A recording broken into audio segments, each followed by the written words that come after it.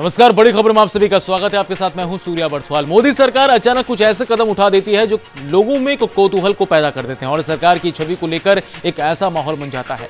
केंद्रीय कैबिनेट में 1 मई से लाल बत्ती का कल्चर खत्म करने का फैसला हुआ। हालांकि लाल बत्ती पर सरकार की तरफ से किया गया ये नया और अनोखा ऐलान नहीं है। 2014 में सुप्रीम कोर्ट ने साफ कहा था कि लाल बत्ती स्टेटस सिंबल की तरह है, जिसकी जरूरत नहीं है। इसके बाद दिल्ली की आम आदमी पार्टी की सरकार ने भी राजनीति से वीवीआईपी कल्चर खत्म करने का दावा किया था। लेकिन क्या लाल बत्ती हटा देने से वीआईपी और वीवीआईपी कल्चर खत्म हो जाएगा?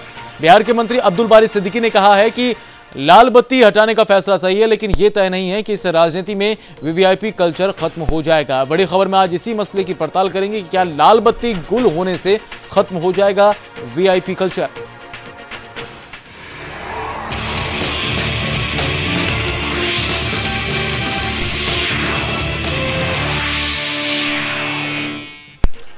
केंद्र सरकार ने सियासत से वीवीआईपी कल्चर खत्म करने के लिए एक बड़ा फैसला लिया है और सरकार ने कुछ प्रमुख लोगों को छोड़कर बाकी सभी को गाड़ी से लाल बत्ती हटाने का आदेश दिया है। आदेश 1 मई से प्रभावी होगा। एक रिपोर्ट आपको दिखाते हैं। देश में बढ़ते वीवीआईपी कल्चर पर अंकुश लगाने के लिए मोदी सरकार ने सभी नेताओं, जजों और सरकारी अफसरों की गाड़ियों से लाल बत्ती हटाने का फैसला लिया है। इनमें राष्ट्रपति, उपराष्ट्रपति, प्रधानमंत्री, केंद्रीय मंत्री, सुप्रीम कोर्ट के न्यायाधीश, उच्च न्यायालयों के न्यायाधीश, राज्यों के सीएम, मंत्री और सभी सरकारी अफसरों के वाहन शामिल हैं। अब केवल एम्बुलेंस, फायर सर्विस जैसी आपात सेवाओं, पुलिस और सेना के अधिकारियों के वाहनों पर ही नीली बत्ती लगेगी।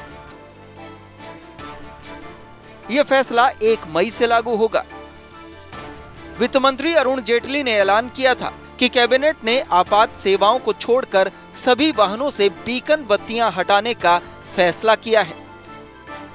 इसके लिए संबंधित नियमों में संशोधन किया जाएगा।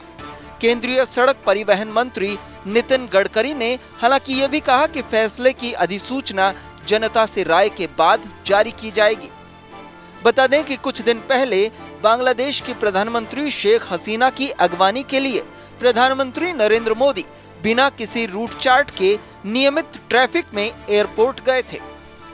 संभवतः उसी वक्त पीएम ने वीवीआईपी कल्चर खत्म करने का फैसला ले लिया। इससे पहले सुप्रीम कोर्ट ने भी 2014 में अनावश्यक लाल बत्तियां हटाने का निर्देश दिया था। सुप्रीम कोर्ट ने लाल बत्तियों को स्टेटस सिंबल करार देते हुए कहा था कि संवैधानिक पदों पर बैठे लोगों, एम्बुलेंस और फायर सर्विस, पुलिस और सेना को छोड़कर किसी को भी लाल बत्ती लगाने की जरूरत नहीं है। Special desk, news India. और ऐसे में अब लाल बत्ती पर सियासत के कई रंग भी अब देखने को मिल रहे हैं। केंद्र सरकार ने 1 मई से लाल बत्ती कल्चर खत्म करने का ऐलान किया। क्या हुआ इसका झारखंड में असर, एक रिपोर्ट के जरिए आपको बताते हैं।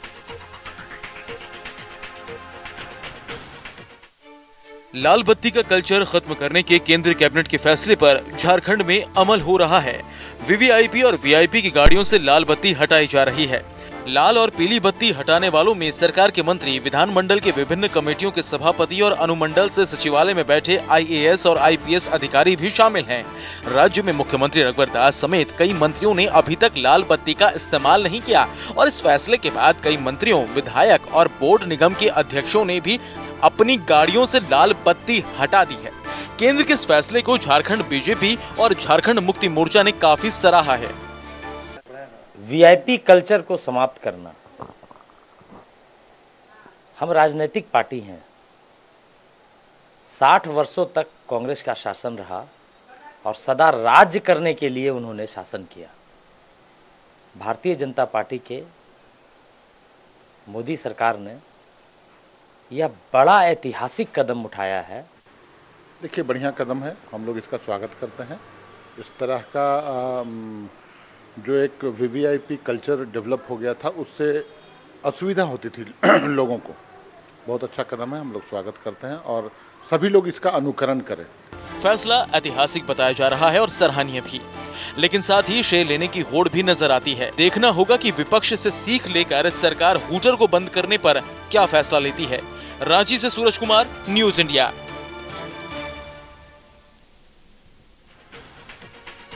बिहार में भी लाल बत्ती की सियासत के रंग दिखे। कृषि मंत्री राधा मोहन सिंह तुरंत एक्शन में नजर आए। एक रिपोर्ट के जरिए आपको बताते हैं। वीआईपी कल्चर पर प्रधानमंत्री नरेंद्र मोदी के मास्टर स्ट्रोक का सबसे पहला असर केंद्रीय कृषि मंत्री राधा मोहन सिंह पर पड़ा। उन्होंने अपने हाथों से अपनी गाड़ी पर लगी लाल बत्ती उतार दी। केंद्र सरकार ने 1 मई से लाल बत्ती के इस्तेमाल पर रोक लगा दी। अब सिर्फ राष्ट्रपति, उपराष्ट्रपति, प्रधानमंत्री, लोकसभा स्पीकर और सुप्रीम कोर्ट के मुख्य न्यायाधीश ही लाल बत्ती का इस्तेमाल कर सकते हैं। कृषि मंत्री ने मोदी कैबिनेट के फैसले का स्वागत किया।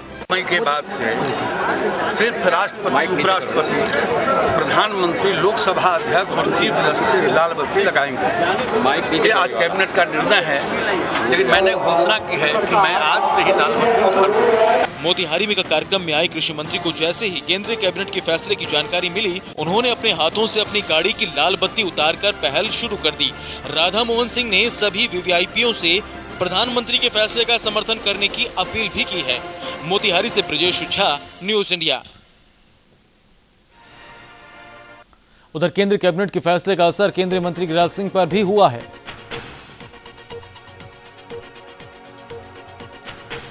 मोदी सरकार के लाल बत्ती कल्चर को 1 मई से खत्म करने के ऐलान का असर शेखपुरा पहुंचे केंद्रीय राज्य मंत्री गिरिराज सिंह पर भी हुआ।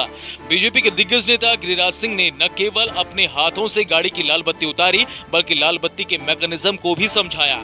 कहा कि पहले लाल बत्ती नट बोल्ट के जरिए लगाई जाती थी, अब मैग्नेट युग आ गया है। लाल बत्ती हटाकर उन्होंने कहा, ना रहेगा बांस, ना बजेगी बांसुरी। पुराने में वो सेट रहता नट बोल्ट पर, तो तरक्की किया तो मैग्नेट पर हो गया। तो मैं कहा कि चलो न रहे बांस न बजे बांस।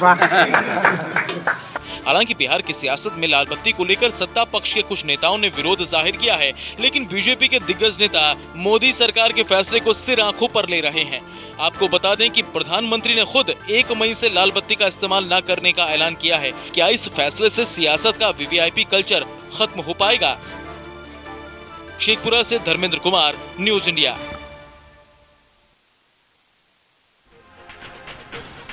तो वीआईपी कल्चर अब खत्म होने जा रहा है, क्योंकि लाल बत्तियां अब गाड़ी से हट जाएंगी और अब यह तय कर दिया गया है कि सिर्फ सेना, आपातकालीन सेवाएं और फायर ब्रिगेड के पास ही अब लाल बत्ती होंगी, बाकी किसी के पास लाल बत्ती नहीं होंगी।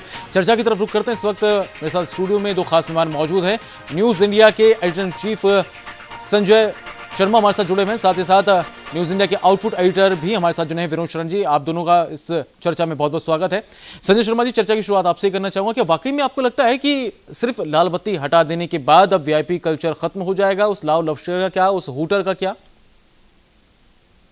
जी, पहली बात तो हमें ये माननी चाहिए, कम से कम किसी सरकार ने बहुत साल बाद एक सोचा है जी कि हमें एक इस तरफ प्रयास बढ़ाना चाहिए कि ये वीआईपी कल्चर कैसे कम की जाते हैं। मेरा मानना है कि शायद ये पहला प्रयास होगा, इसका हमें आगे के कदम भी देखने होंगे, जिनमें अगर हम देखें तो वो अगला जो दौर है वो बहुत ही कॉम्प्लिकेटेड है। वो है सुरक्षा कम करना।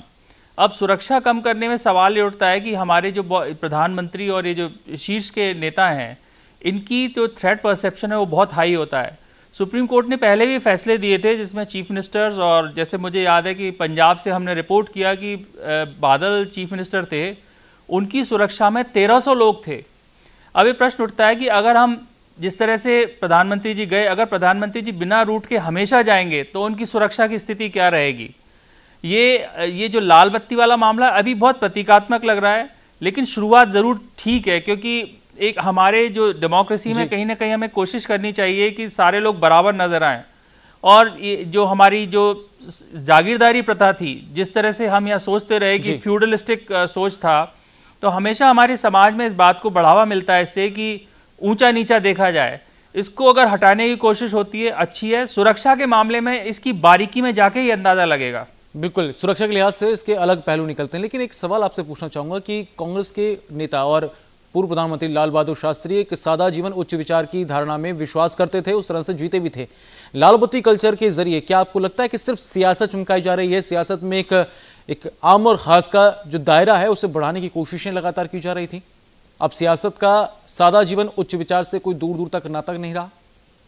नहीं, ये तो मैं बिल्कुल निश्चित तौर पे कह सकता हूं कि ये राजनीतिक लोग जितनी भी घोषणा करें, हमें ऊंच नीच की पहचान करने के लिए कोशिश करनी चाहिए कि हमारा जो चुनावी प्रक्रिया क्या है। चुनावी प्रक्रिया इतनी महंगी हो चुकी है कि ऐसा अनुमान लगाया जाता है कि पिछली बार अकेले बीजेपी ने हजारों करोड़ रुपए खर्च करके वो चुनाव जीता है। अगला चुनाव शायद लाख करोड़ टच कर जाए अगर सारी पार्टीज को मिला के देखें। तो ये जो फर्क आने लगता है वो समाज में आप कितनी वेल्थ कंट्रोल कर रहे हैं उस स्थिति से आता है। अब जब ये परसेप्शन जाने लगा है कि ये लोग वो हैं जिन पे कहीं ना कहीं से पैसा आता है, तो उन्हें एक वो किसी अंबानी या किसी से कम नजर नहीं आते। सवाल ये उठता है कि हमारी जिंदगी कितनी सादा हो, कितने सादा चुनाव हों। हमें पुराने लोगों के किस्से, मैं लाल बहादुर शास्त्री के सेक्रेटरी थे कुलदीप नायर, मेरी उनसे बातचीत हो रही थी तो वो बता रहे थे कि सादगी की ये हद थी कुलदीप नायर की, ये लाल बहादुर शास्त्री की, कि जब वो प्रधानमंत्री बने तो उन्होंने बुला के अपनी टीम को बोला कि भाई मैं नेहरू नहीं हूं जिनको दुनिया की हर चीज की समझ है, मुझे एक ऐसे सलाहकारों की टीम चाहिए जो मुझे बता सके, मैं हर चीज को नहीं जानता। तो वो प्रधानमंत्री जो ऑफिस है उसका कॉन्सेप्ट वहां से शुरू हुआ, उनमें इतनी सादगी थी। ये मोरारजी ने भी किया। मोरारजी ने जिस दिन उनको पद से हटाया गया उसी दिन 2 बोरिया बिस्तर लेके वो प्रधानमंत्री निवास छोड़ चुके थे। राजनारायण मुझे पता है कि वो साइकिल से अपने ऑफिस जाया करते थे, वो केंद्रीय स्वास्थ्य मंत्री थे। सादगी के उदाहरण रहे हैं लेकिन वो इक्का दुक्का उदाहरण है। तो अब ये होना चाहिए कि ज्यादातर हमारी ये बात नीचे तक पहुंचे कि लोग सादा जीवन से जिएं। बिल्कुल। विनोद शरण जी, आपके पास आना चाहूंगा।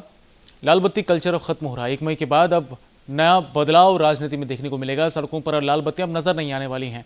किस तरह की प्रतिक्रियाएं और किस तरह का आप इसे फैसला मान रहे हैं? ये फैसला तो सही है, संजय जी जो कह रहे हैं वो सही है कि फैसला एक कदम तो आगे बढ़ा है। अब इसका परिणाम आने वाले दिनों में क्या होगा, जो एक बहुत बड़ा सवाल बन के आ रहा है सुरक्षा को लेकर के। उन्होंने कई नेताओं की चर्चा की कि बड़े सादगी और उच्च विचार के थे। मैं जॉर्ज फर्नांडिस की बात करना चाहूंगा कि वो जब रक्षा मंत्री बने तो रक्षा मंत्री बनने के बाद में अचानक उनके जहां पर रहते थे दिल्ली में, उनके घर में चारों तरफ सेना के लोगों ने पूरा घेरा कर लिया, पूरी सुरक्षा हो गई। वो आए, देखिए कि पूरा घर उनका जो है एकदम सुरक्षा में घेरे में है। वो अंदर गए और सेना के जो लोग बाहर थे वो उनके जो पदाधिकारी थे उनको उन्होंने बुलाया, अब बुला के उनको चाय पिलाया और उसके बाद चाय पिलाने के बाद में कहा कि आप लोग की जरूरत नहीं है, आप जाएं, मुझे इतनी सुरक्षा की जरूरत नहीं है। पहला मंत्री वो थे जिनके गेट पर कभी कोई गार्ड नहीं होता था, लोग अपने से गेट खोल करके और अंदर उनके घर में प्रवेश कर जाते थे। तो ये जबकि वो रक्षा मंत्री थे, बहुत बड़े पद पर थे। तो इन सब चीजों को देखना होगा। सूर्या, आप सही सवाल उठा रहे हैं कि आने वाले दिनों में क्या होगा, किस तरह से होगा कि जो सुरक्षा के जो घेरे हैं उनके, ठीक है लाल बत्ती तो हट गया और कोई बात नहीं है, लाल बत्ती हट जाने से अगर दिमाग आदमी का बदल जाए तब तो एक अलग बात है। विनोद जी, वो जो साथ में जो काफिला चलता है गाड़ियों का, हाँ, हूटर की आवाज चलती है, मैं उसी के बारे में कह रहा था कि काफिला जो चलेगा और उसके साथ जो लोग चलेंगे और एक लंबी गाड़ियों का एक श्रृंखला होती है, तो फिर बात तो वही हो जाती है, फिर वो जनता के नजदीक नहीं जा पाते हैं। लाल बत्ती उतर जाने से ऐसा थोड़े है कि जनता के नजदीक आ जाएंगे मंत्री या जो भी वीआईपी जो लोग होते हैं। आप तो जनता के बीच अगर जाना चाहते हैं तो फिर लाल बत्ती हो और फिर इतना बड़ा लाल बत्ती भी रहेगा तभी जनता के बीच आप जा सकते हैं। लेकिन जो सुरक्षा का जो घेरा है, जो सुरक्षा की जो स्थिति थी, लोग मिलने नहीं देते हैं मंत्रियों से, वीआईपी लोगों से, आम आदमी को इतने दूर करके रखते हैं। तो इन चीजों पर ध्यान देने की सबसे ज्यादा जरूरत है अभी। और ठीक है, एक कदम हम सूर्या हम कह सकते हैं कि आगे बढ़ाया गया है। मोदी जी ने एक बेहतर प्रयास किया है, इसमें कोई शक नहीं है। बिल्कुल। संजय शर्मा जी, मैं आपसे एक बात को समझना चाहूंगा। प्रधानमंत्री नरेंद्र मोदी ने जब भी कोई फैसला लिया है उसके दूरगामी परिणामों की बात होती है। ऐसे में लाल बत्ती हटाने का एक फैसला, क्या इसे सिर्फ एक शुरुआत भर मानी जाए? इसके बाद भी वीआईपी कल्चर पर ऐसी ही सरकारी चोटें होती रहेंगी?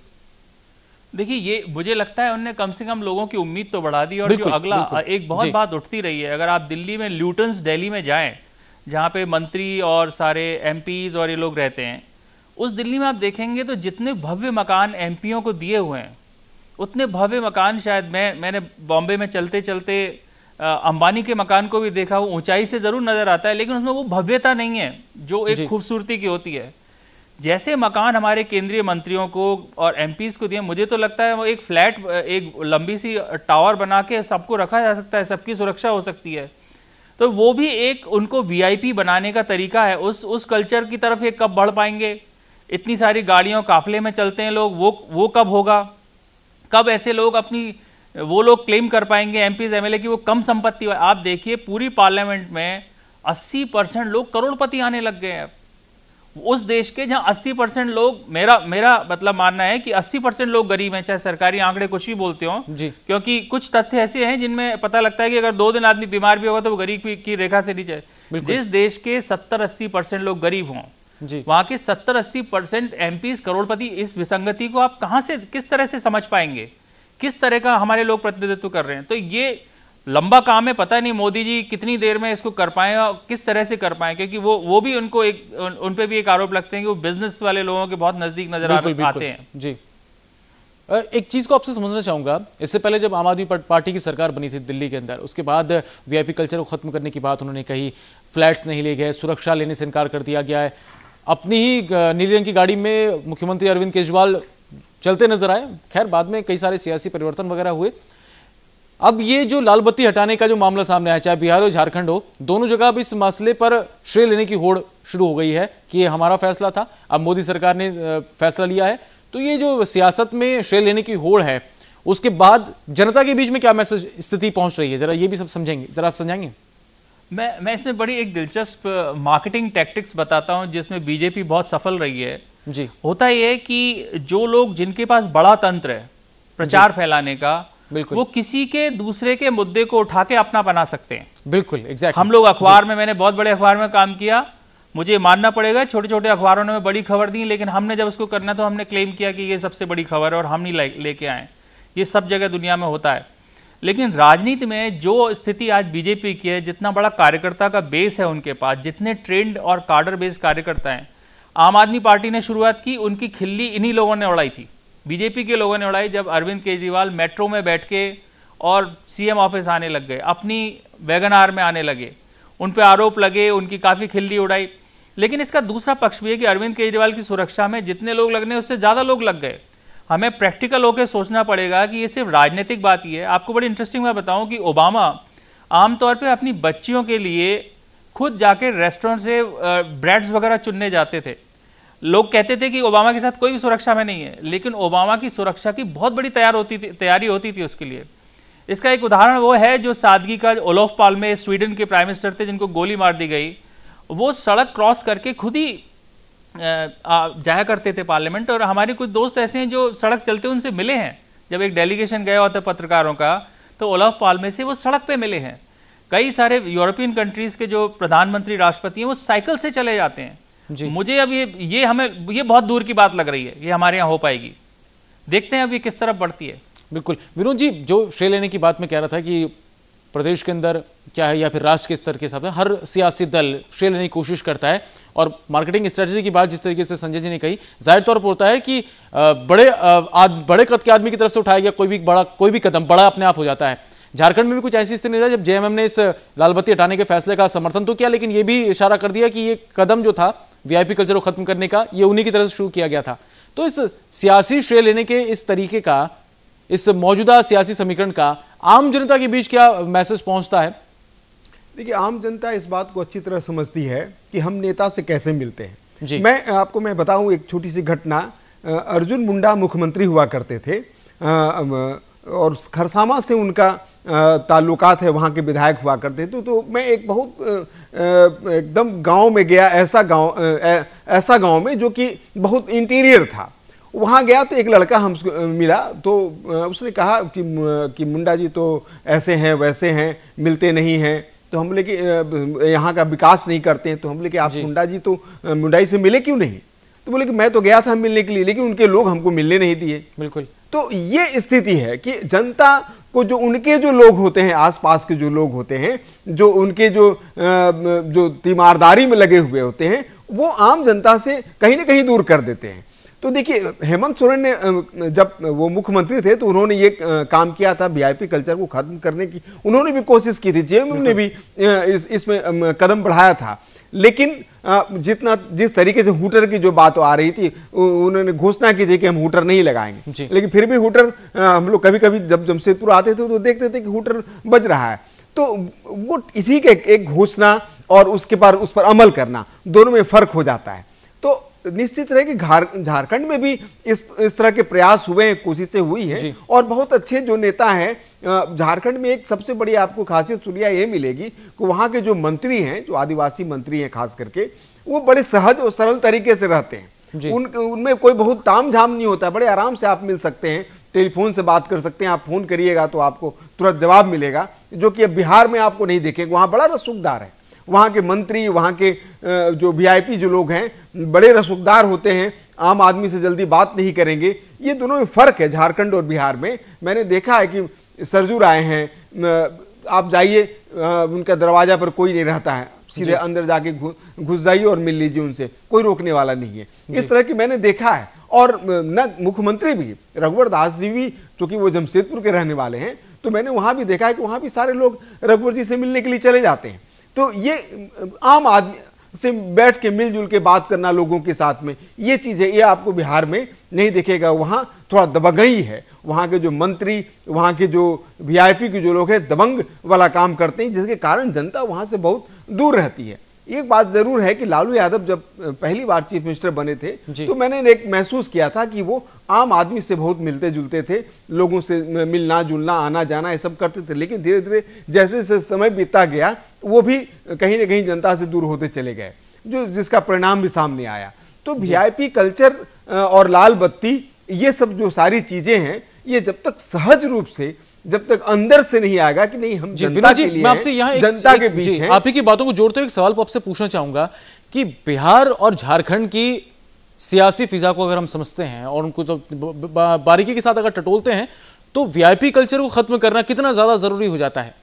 नहीं, वीआईपी कल्चर तो खत्म होना ही चाहिए। अब देखिए नीरज जी का बयान आया जी, जो जेडीयू के, इस बार तो नहीं, इसके पहले जब ये बात हुई थी, बात जब उठी थी, उन्होंने कहा था, जो पंजाब वाला जो मामला आया था, जो उन्होंने लाल बत्ती की बात कही थी कैप्टन ने, तो उसमें कहा था कि पंजाब की बात अलग है, हमारी बात अलग है, हम ये लाल बत्ती नहीं हटाएंगे। उन्होंने साफ साफ उन्होंने कहा था, उनकी बाइट आई थी। तो ये आप इससे आप समझ सकते हैं कि क्या रसूख है वहां, और किस तरह से लोग चाहते हैं कि स्वतः हटा दें। अब जैसे बहुत सारे मंत्री, ठीक है, प्रधानमंत्री का निर्णय था, तो इसलिए जो उनके पार्टी के जो लोग हैं वो अपने स्वतः हटा रहे हैं, लेकिन बाकी मंत्री जो दूसरे दलों के हैं, क्या उन्होंने ऐसा किया? क्या उन्होंने कदम बढ़ाया?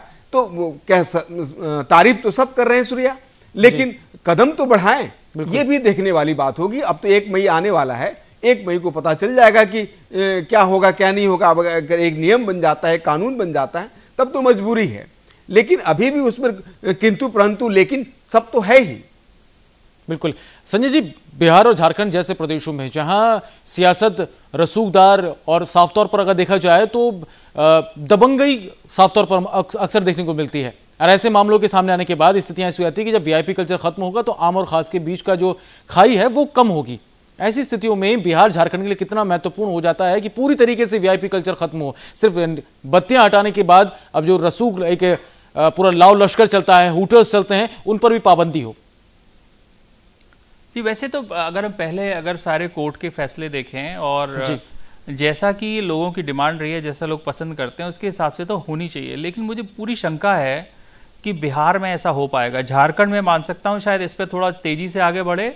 जी, बिहार में एक सांस्कृतिक परेशानी है। बिहार वो प्रदेश है जहाँ पे फ्यूडलिज्म बहुत जोर से रहा, जहाँ पे जो आम आदमी और छोटे आदमी का जो गैप है बहुत ज्यादा था। बिल्कुल, और वो उनकी एक तरह से संस्कृति कल्चर का हिस्सा बन चुका है। वहाँ बड़ा दिखने से ही आप बड़े होने लगते हैं, वहीं से आप में ताकत मिलती है, वहीं से आप सरकार को चलाने की स्थिति में बनते हैं। बिल्कुल, हालांकि बिहार ने पिछले 20-30 साल में लोगों को अच्छा लगे ना लगे, जब आरक्षण के बाद जो वो जातियां आने लगी जिनको कभी रिप्रेजेंटेशन मिला, तो आम होने की उम्मीद थी। उसके बावजूद भी अब अगर हम कहें तो यही राजनीतिक लोग, चाहे वो लालू यादव, वो अब आज नए जमाने के जागीरदार हैं। वो अपने आप को और लोगों से बड़ा दिखना चाहते हैं। तो जो सादगी की कल्चर कहीं हो सकती है, जैसे मैंने हिमाचल को देखा है। हिमाचल में एक पत्रकार के नाते जब मैं मॉल रोड पे घूमता था जी, तो सारे लोग मुझे लगभग सड़क पे मिलते थे। चीफ मिनिस्टर हैं वो सड़क पे मिले, विपक्ष के नेता सड़क पे मिले, 2 मिनट बात हुई, कभी कभी ये भी मन होता था चलो कॉफी पी लेते हैं। मुझे अरुण जेटली सड़क पे मिले, रामविलास पासवान, क्योंकि वहां चलने का, वहां कार ही नहीं होती है उस सड़क पे चलने के लिए। तो कई बार आपकी क्षेत्रीय और सामाजिक स्थितियां ऐसी होती हैं कि आप वहां पे आपको बराबरी को आप सेलिब्रेट करना पड़ता है। बिहार के बारे में मुझे बड़ी शंका है कि ये इतनी जल्दी बिहार में होने वाला है, बिहार यूपी में खास तौर पे, क्योंकि ये दोनों समाज ताकत की बहुत पूजा करते हैं। बिल्कुल बिल्कुल। विनोद जी क्या कहेंगे आप? सही कह रहे हैं कि सामंतवाद जिस तरह से है बिहार में, और वो उसी का वो प्रतीक है। वो हर आदमी यही चाहता है, जो भी मंत्री है, नेता है, या इस तरह के दबंग लोग हैं, वो अलग दिखना चाहते हैं। एकदम सही कह रहे हैं संजय जी। हम लोगों ने तो, मैं तो बिहार का ही रहने वाला हूं, मैंने देखा है कि क्या रसूख है वहां के लोगों का, क्या दबंगई है, क्या स्थिति है वहां की, किस तरह से जनता, मैं क्या बताऊं, मैं तो एक ऐसा दृश्य देखा कि मैं हतप्रभ रह गया। मैं नाम नहीं लूंगा उस मंत्री का, केंद्र में मंत्री हैं वो छपरा आए हुए थे, और एक व्यक्ति ने उनके कार को छू दिया, तो उसके बाद जो स्थिति हुई उसकी, जो उसकी डांट पड़ी, शीशा उन्होंने चढ़ा लिया, तो ये बता रहा है कि जनता से कितने दूर हैं लोग। तो ये पता चलता है कि कितने रसूखदार हैं और कितने दबंग हैं, कितने सामंती सोच के हैं। बिहार इसी के लिए जाना जाता है कि सामंती सोच है। लालू यादव जैसे लोग और नीतीश कुमार जैसे लोग और बहुत सारे इस तरह के जो समाजवादी नेता जब उनका उभार हुआ तो लगा कि बिहार कुछ बदलेगा, लेकिन यही समाजवादी नेता आगे चल करके सामंतवादी जैसे हो गए। इनका व्यवहार आचरण सामंतवादी हो गया। तो कुल मिलाकर बात वहीं की वहीं पहुंच गई। हम कांग्रेस को जो भी आलोचना कर लें, जो भी उसके बारे में कुछ कह लें कि कांग्रेस के नेता ऐसे हुआ करते थे, लेकिन जब बाद में जब इन लोगों का उभार हुआ 90 के बाद में, तो उसके बाद भी स्थिति वैसे ही कुछ दिन तक तो ठीक ठाक रहा। प्रारंभिक दिनों में मैंने देखा कि बहुत अच्छी स्थिति थी, मिलना जुलना, एक दूसरे से बड़े अच्छे तरीके से बातें करना, ये सब था समाजवादियों का। लेकिन बाद में फिर वो स्थिति समाजवादी ही सामंतवादी बन गए, उन्हीं की भूमिका में आ गए। तो कुल मिलाकर के बात वहीं पहुंच गई। सूर्या जी, विनोद जी चर्चा में शामिल होने का आपका बहुत बहुत शुक्रिया। संजय जी आपने भी इस चर्चा में महत्वपूर्ण बिंदुओं पर प्रकाश डाला, आपका भी बहुत बहुत शुक्रिया। तो जाहिर तौर पर लाल बत्ती अब 1 मई के बाद किसी भी पद के प्रतिनिधि के गाड़ी पर अब नजर नहीं आनी। जाहिर तौर पर यह आम और खास के बीच की दूरी को कम करने का सरकारी फैसला है। बड़ी खबर में बस इतना ही, मुझे दीजिए इजाजत, नमस्कार।